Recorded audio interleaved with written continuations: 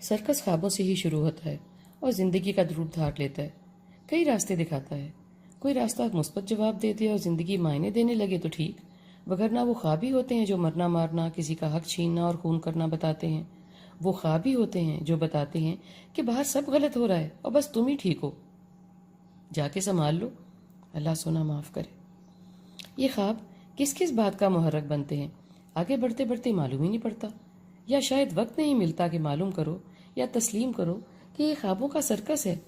ہر خواب کو حقیقت نہیں ہونا، حقیقت نہیں ہوتا یا ہونا چاہیے، یہی فطرت ہے، یہی تقاضا ہونا چاہیے خود سے، خوابوں سے۔ خواب کوئی شرمندہ تعبیر ہونے کا وعدہ کر کے تھوڑا ہی نہ آتے ہیں، تبھی تو خواب کہلاتے ہیں۔ کچھ خواب خوابوں کی جگہ تو لے لیتے ہیں، تعبیر ہونے کے بعد خود کی خوبصورتی کھو دیتے ہیں، اس لیے کہ خواب ہر تمنا کا ہر پہلو نہیں دکھاتا اور تعبیر کوئی پہلو نہیں ڈھانپتی۔ کچھ خواب تعبیر ہونے کے لیے نہیں بلکہ ہم محظوظ ہونے کے لیے دیکھتے ہیں اور ان کی حقیقت نہیں چاہتے۔ کبھی لاڈ میں کہ میں کسی کی جگہ پہ ہوتا تو کیا ہوتا، یا میرے پاس یہ اختیار ہوتا تو میں کیسے استعمال کرتا، ایسے ہی دل پشوری۔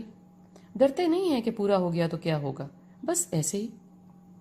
ایسا بھی ہے کہ کچھ خواب ہم دیکھ تو لیتے ہیں مگر ان کو دیکھتے بھی ڈرتے ہیں اور ان کے پورے ہونے سے بھی۔ جیسے کہ کسی سے ملک نہیں سنبھل رہا، میں ہوتا نا، اس کا کوئی مطلب نہیں ہے۔ میں باہر پڑھنے چلا جاتا نا، مجھے معلوم ہے میں کتنے پانی میں ہوں، چلا بھی جاتا تو کیا ہوتا، اور کیسے چلا جاتا اتنا نکما۔ یہ ہوتے ہیں دل بہلانے والے اور وقت گزارنے والے خواب۔ ہماری اماں آج 86 کی ہیں، کئی سالوں سے کہتی ہیں میں پڑھی بھی ہوتی نا تو اندرا کی جگہ ہوتی اور صحیح ملک چلا لیتی، وہ بھی اور یہ بھی۔ وہ یہ 50 سال سے کہہ رہی ہیں، جب سے وہ ہمارے پاس ہیں، مگر ان کی ان باتوں کا کوئی مطلب نہیں ہے۔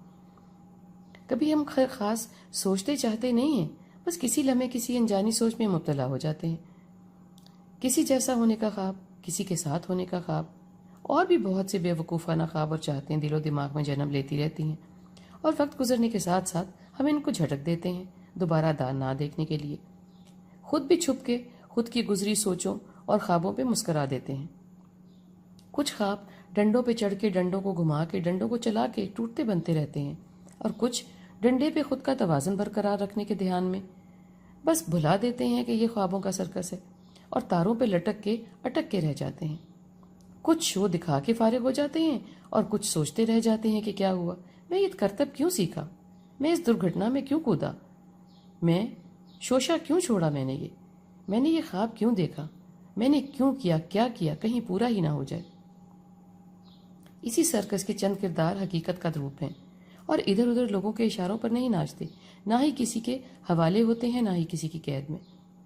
خود ہی خود کی راہ نکالتے ہیں اور اس پر ثابت قدم رہتے ہیں۔